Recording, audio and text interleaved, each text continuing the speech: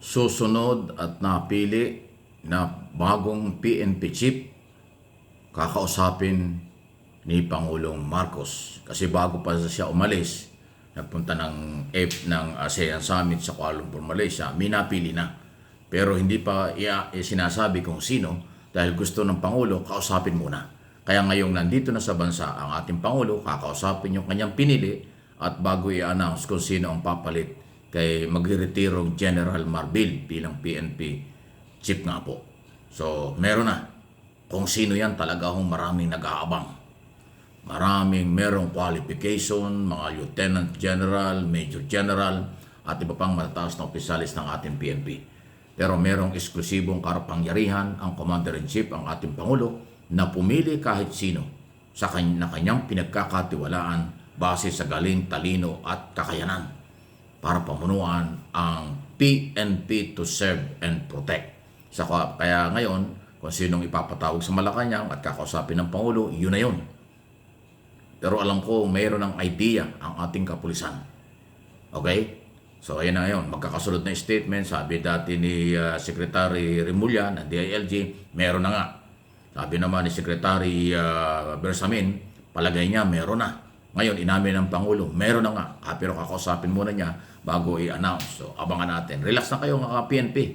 Basta lumabas ang totoong pangalan at kung sinong i-endorse ng ating Pangulo ay atin pong suportahan. Sana walang demoralization.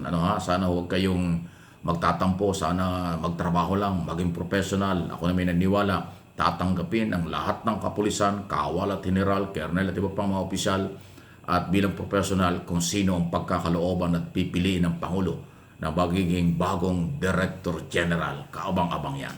Okay? Any comment, reaction? Malaya po kayo.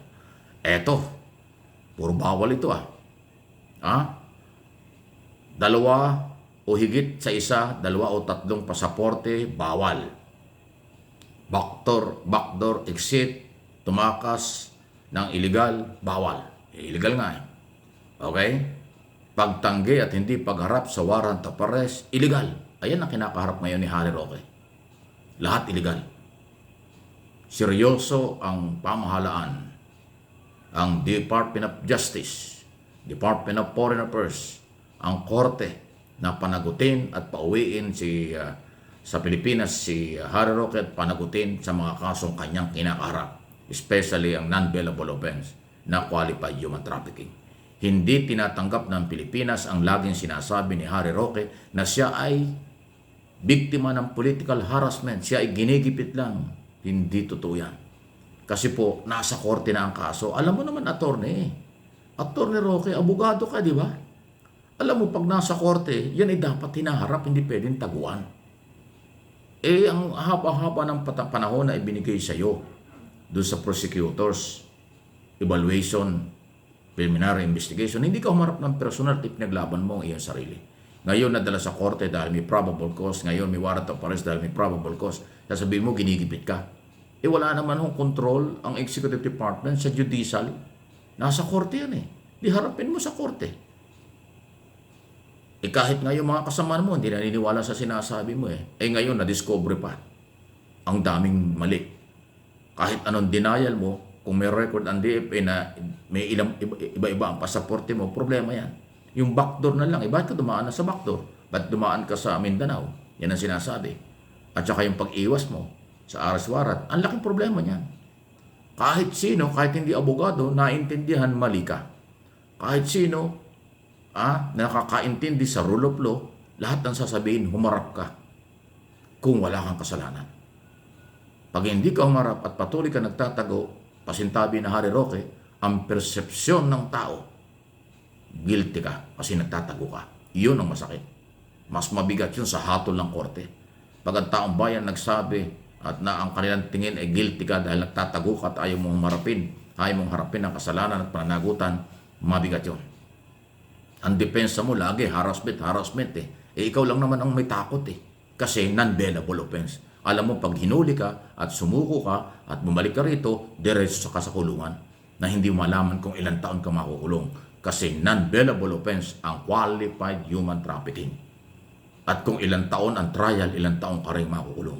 At pag napatunayan, tuloy-tuloy ng kulong.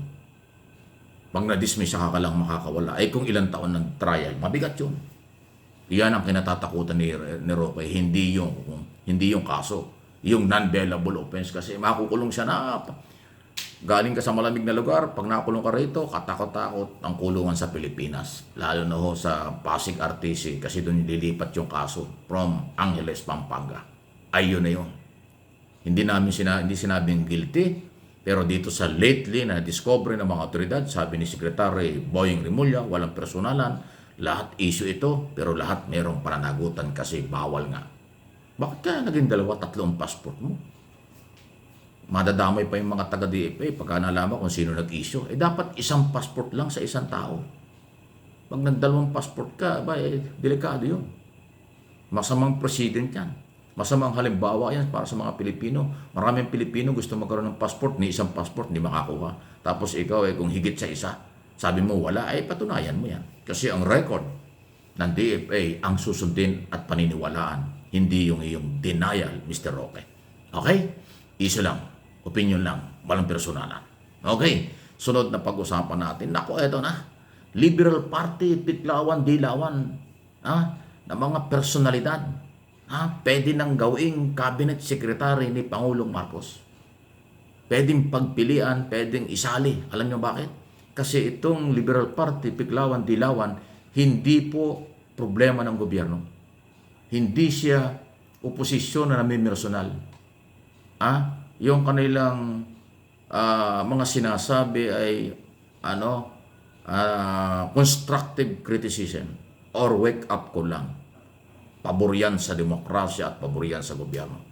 Hindi katulad ng grupo ni Duterte na mga below the belt at matitindi ang mga batikos. Hindi tama yan. Okay? So dahil dyan, napapag-usapan kasi dahil nga ongoing na itong reshuffle, evaluation, maraming pwedeng matanggal sa iba't ibang posisyon, hindi lang gabinete. Kaya sana, o ibigyan nyo ng pagkakataon, inyong pagkalooban ang mga membro ng Liberal Party na merong kakayanan at katapatan para maglingkod sa bayan. Hindi magiging kalaban ng Estado under President Marcos. Kaya ko sinasabi ito, huwag na kayong magtataka, huwag kayong magugulat, huwag kayong magagalit kung halimbawa ay bigyan ng pagkakataon ni Pangulong Marcos na yung mga kilalang tiklawan-dilawan ay bigyan sa posisyon. Hindi naman ho bago yan. Kung yung mga gunita ang finance secretary na lead ng economic manager, ay dating dilawan yan. Liberal Party yan. Si Rap Recto. Pero may galing, may talino, may loyalty. Kahit galing sa tiklawan-dilawan, pinagkaloob sa kanya ang finance secretary. Napakasensitibo na posisyon. Isa lang yan. Di ba? Si Secretary Balisacan. Malapit din kay Ninoy, sa mga Aquino yan. Nung dating Director General ng NEDA, ngayon ay Secretary na ng Department of Economy, Economy, Planning and Development. Ibinago na, isang departamento na yan. Marami pa. So kung dadagdagan pa ito at maglalagay ng may galing, seryoso at tutulong sa gobyerno, kahit na saan galing ng partido, ating tanggapin yan. Ang mahalagay tutulong, reconciliation, na totoo, hindi yung may mga agendang kakaiba. Hindi naman pwede yun. Ayan, any comment, reaksyon, malaya po kayo. Basta lahat ng nalalaman natin at ipapaliwanag natin sa abot ng ating kakayanan for information ito sa ating lahat. Lalo na kayo mga followers, subscribers, at viewers.